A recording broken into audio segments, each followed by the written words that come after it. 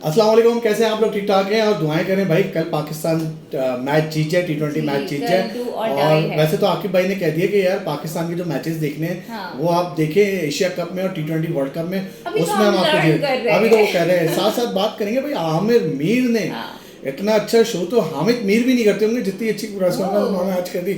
India को खड़ी खड़ी सुना दी, सब बता दिया, इंडिया को चवन्नी चवन्नी का हिसाब दे दिया कि भाई हमने कितना फायदा और कितना दूध पानी का पानी कर दिया। हाँ, सब कर दिया। लेकिन इनसे एक मासूमाना सवाल है, जब ये राजीव शुक्ला साहब आए थे तब ये पीछे पीछे क्यों घूम रहे थे? जब इन्होंने आंखों में आंखें डाल के बातें क्यों नहीं करी? तो इनकी प्रेस कॉन्फ्रेंस के हवाले से बात करेंगे। साथ साथ कुछ ऑस्ट्रेलियन क्रिकेटर हैं जो बॉलीवुड के बाद और सियासत में एंट्री कर रहे हैं। मूवी भी आने वाली है, लेकिन यार मैं तो वेट कर रहा हूँ दादा की मूवी का। उसमें टाइम है। दादा ने कहा था कि ऑलमोस्ट साल भर लग सकता है। दादा का एक ट्रेलर भी आया, मुझे बहुत अच्छा लगा है दादा का अंदाज। मैं दादा का बहुत बड़ा फैन हूँ यार। सही से फिर बात करेंगे आईपीएल के हवाले से, बहुत सारी अपडेट्स हैं, बहुत सारी और एक बार फिर खोली खबरों की जीनत बनते चले जा रहे हैं जैसे जैसे आईपीएल करीब आ रहा है। ठीक है, ये जो कोहली को गिराना चाह रहे हैं ना इन लोग, उन लोग ये सारी चाह रहे हैं उनकी। फिर असद शफीक भी है, पाकिस्तान क्रिकेट बोर्ड में एक बहुत बड़ा नाम है। उन्होंने बताया कि क्यों नहीं है, हसीबुल्ला ने बता दिया। और उन्होंने बताया कि चैंपियंस ट्रॉफी की जब मैं टीम अनाउंस कर सकता हूँ तो यार बहुत टाइम हो गया, मैं भी मीडिया के सामने आऊँ, उसकी बात करूँ। साथ साथ आकिब भाई की बात करेंगे। आकिब जावेद को अभी तक सरफराज याद है? नहीं, आकिब जावेद अभी तक सो रहे हैं, जागे ही नहीं। वो मगरिब के बाद जाते हैं ना, जागे ही नहीं। मुझे लग रहा है मगरिब के बाद भी अब सोना शुरू कर दिया। जाग जाएंगे। लाहौर कैलेंडर में आके सारी आंखें खुल जाएंगी इनकी। साथ साथ भारतीय बोर्ड ने अपने खिलाड़ियों के लिए एक अच्छी खबर रखी है, एक बुरी खबर भी रखी है। तो उस खबर के बारे में बात करेंगे। स्टार्ट करते हैं आकिब जावेद की प्रेस कॉन्फ्रेंस। भाई आकिब जावेद साहब ने मुझे तो दोबारा से सरप्राइज कर दिया है। और जब जब मैं उनकी प्रेसर सुनती हूँ ना, मेरे लिए एक नया सरप्राइज होता है, क्योंकि आज तक वो इसी माइंडसेट के साथ शायद चल रहे हैं कि अभी हम लर्न कर रहे हैं, अभी हम विन नहीं कर रहे हैं, अभी तो हम एक्सपेरिमेंट कर रहे हैं। और अच्छा है कि सीना कंट्रीज में ना प्लेयर्स खेलेंगे तो एक्सपीरियंस मिलेगा, और फिर वो एक्सपीरियंस एशिया की जो आपकी विकटें हैं ना वहाँ पर काम आएगा। मतलब सीना कंट्रीज का एक्सपीरियंस एशिया में कैसे काम आ सकता है? आप तो पता है ना, एशिया में बाटा विकटें बनती हैं। और आकिब भाई, मतलब मैं इस पे क्या बात करूं? आकिब भाई के नाम के आगे ना जीनियस लगाना बाकी रह गया, बाकी सब कुछ हो गया। अच्छा, फिर शाहीन को डिफेंड भी कर रहे हैं, फिर कह रहे हैं नहीं थोड़ी सी मेहनत की भी जरूरत है। मतलब अगर 4 छक्के लग जाएं कि हारिस सऊद 500 रन बनवा दें तो कोई बड़ी बात नहीं है ना, ये तो नॉर्मल है, होता है। शाहीन पे तो वो शाहिद आफरीदी वाला नजला गिराया है तो उन्होंने, वरना वो आज उनकी टॉप में कहीं था नहीं, वो बिला वजह लेकर आए। फिर साथ साथ उन्होंने सरफराज की बात करी कि सरफराज को मुझे समझ में नहीं आया कि सरफराज की जो कप्तानी वाली बात थी वो 4 साल पुरानी हो गई। फिर 2 साल बाद तो जी T20 की टीम बन गई है, फिर अलग अलग टीमें बन गई हैं। मतलब अगर आप साफ कहते हैं ना कि सरफराज को कोई मौका नहीं देना है और उनकी क्रिकेट आपके मुताबिक खत्म हो गई है। मेरे ख्याल से आकिब भाई अभी भी आप सरफराज को उठाओगे ना तो आपकी जितने भी यंगस्टर हैं या पुराने हैं ना, उन सबसे तेज ही सरफराज ही होंगे। साथ साथ बात करेंगे, वो कह रहे हैं कि भाई कल की टीम जो आएगी उसमें 2 से 3 चेंजिंग है। अल्लाह करे मतलब आप ये देखें ना कि जो प्लेयर्स हैं वो इतने अननोन भी नहीं है, यंगस्टर ज्यादा हैं, लेकिन किसको बिठाएंगे, किसको खिलाएंगे? सलमान अली आगा को बिठा आउट ऑफ द बॉक्स सोचना होगा। आई थिंक सलमान अली आगा बेहतर परफॉर्म कर रहे हैं, मुझे थोड़ी सी कप्तानी उनकी बेहतर लगी। अच्छा, फिर वो बता रहे हैं कि न्यूजीलैंड की कंडीशन में खेलना आसान नहीं होता, बाउंड्री मतलब आप ये कह रहे हैं कि न्यूजीलैंड को एडवांटेज हासिल है। सही से आगे भाई आपकी मेमोरी थोड़ी सी वो है, आप 21 मार्च को 92 का वर्ल्ड कप न्यूजीलैंड में सेमीफाइनल से जीते थे ना। उस वक्त क्या बाउंड्री छोटी थी क्या? माजरत के साथ ना हमारे लिए इस वक्त चाहे बांग्लादेश की कंडीशंस हो, चाहे युगांडा की कंडीशंस हो, यूएसए की कंडीशंस हो, न्यूजीलैंड की हो, पाकिस्तान की हो, हर जगह कंडीशन बहुत मुश्किल है, हर जगह की बहुत मुश्किल है। फिर मुझे समझ में ये नहीं आ रहा, मतलब क्या पाकिस्तान में सिर्फ 2 क्रिकेटर्स रह गए हैं, एक साइम अयूब और एक फखर जमान, दोनों इंजर्ड प्लेयर्स पे सारा इन्हिसार है, और वो ये कह रहे हैं कि ये दोनों आ जाएंगे तो पाकिस्तान टीम बेहतर परफॉर्म यार कब तक आप अपनी इन सारी चीजों से अगर मगर करके कब तक आप लोग बहाना बनाकर आप लोग पागल बनाते रहोगे कौम को यार कि ये नहीं है, ये नहीं है, ये नहीं है।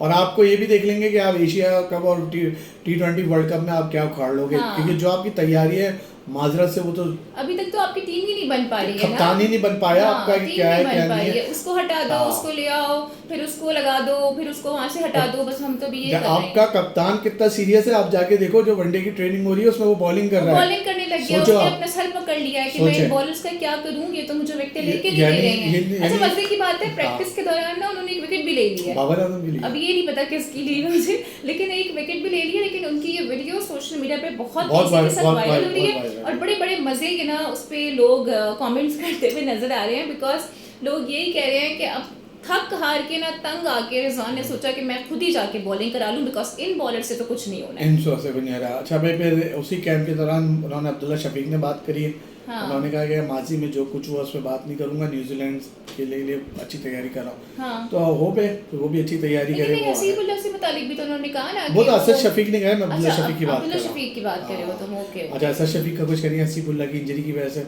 वो कह रहे हैं जो डोमेस्टिक में परफॉर्म करेगा उसको मौका मिलेगा। लेकिन जो हमारी डोमेस्टिक के कुछ परफॉर्मर्स हैं जो कि अब उनके लिए मैं शायद फॉर्मर ही इस्तेमाल कर लूँ तो बेहतर होगा, अहमद शहजाद और कुछ लोगों की बात कर रही हूँ, तो उनको तो मौके नहीं मिले डोमेस्टिक में परफॉर्म करने के बाद। अहमद शहजाद ने मना भी करा, उमर अकमल ने भी मना करा। उमर अकमल ने भी हमारे जीटीवी में ही आके एक इंटरव्यू दिया था अली भाई को, वो काफी वायरल हो रहा है सोशल मीडिया पे।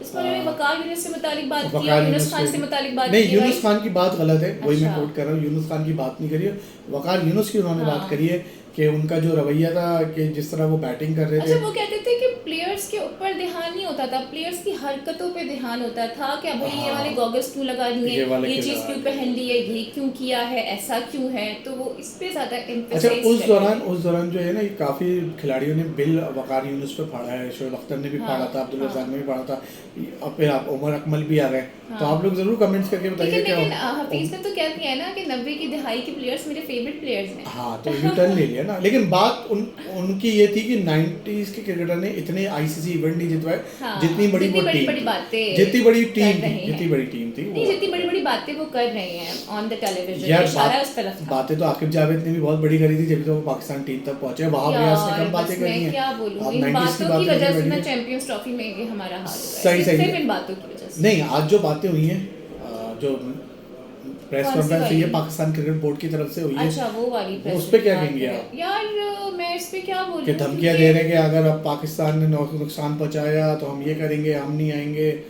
हम तो पहले ये तय कर चुके हैं ना कि हम I think for the 3 years ये जो मुआहिदा हुआ था रिगार्डिंग चैंपियंस ट्रॉफी का कि आप उधर नहीं जाएंगे, वो उधर नहीं आएंगे, तो मेरे ख्याल से इसको रिपीट करना कोई जवाब नहीं बनता, क्योंकि हम तो पहले ही कह चुके हैं कि भारत नहीं आएगा तो हम भी नहीं जाएंगे। लेकिन उनकी वो जो थी कि भारतीय दुश्मन पाकिस्तानी मीडिया तो क्या हम अपनी पॉलिसी को चेंज करने जा रहे हैं? Are we going to revive our policy?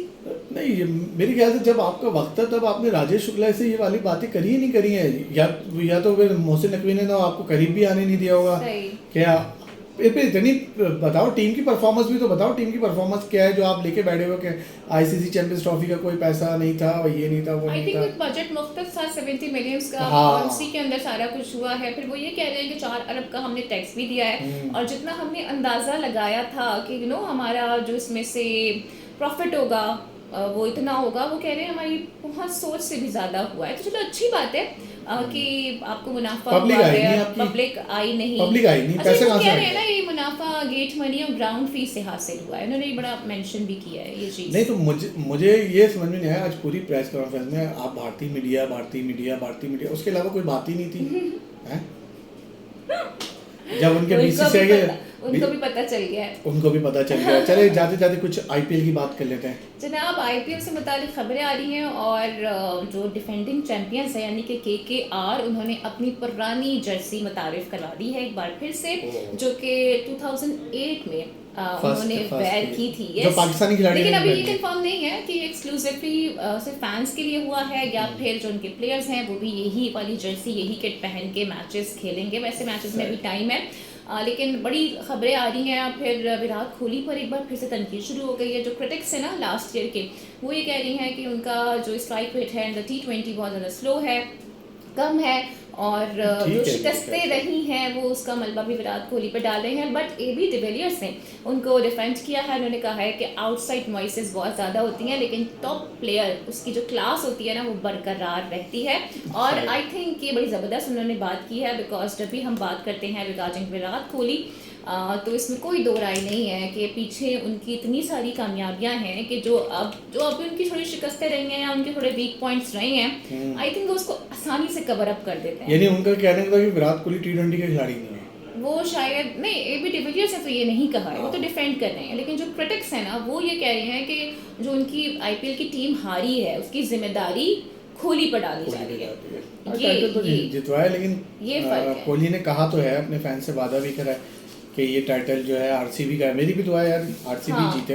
फिर इन्हीं की टीम की हम बात करें तो जो संजू सैमसंग है उनकी कुछ इंजरी हो गई थी रिगार्डिंग फिंगर इंजरी, तो अब वो विकेट कीपिंग नहीं करेंगे, वो एज अ बैटर खेलेंगे। ये एक और सेटबैक होगा इनके लिए, बिकॉज एक अच्छा विकेट कीपर इनको तलाश करना पड़ेगा।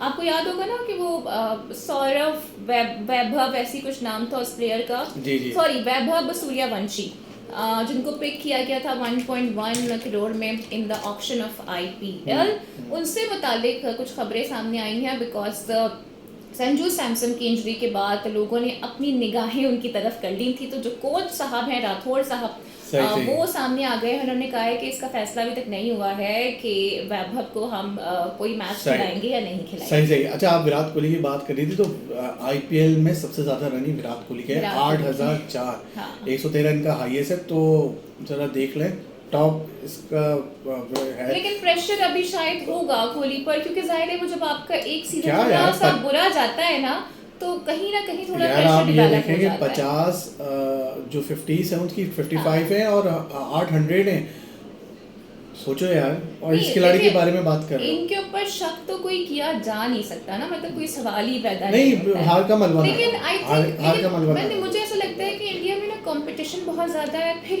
विराट कोहली से एक्सपेक्टेशंस बहुत ज्यादा है, इन द सेंस कि लोग समझते हैं कि विराट कोहली आएंगे ना तो 100 से कम रन तो बनेंगे नहीं एज अ इंडिविजुअल प्लेयर। तो आई थिंक जब वो चीज वो नहीं कर पाते फॉर एनी रीजन तो लोग शायद बड़े मायूस हो जाते हैं, क्योंकि वो प्यार तो करते हैं ना विराट कोहली से, बहुत करते हैं।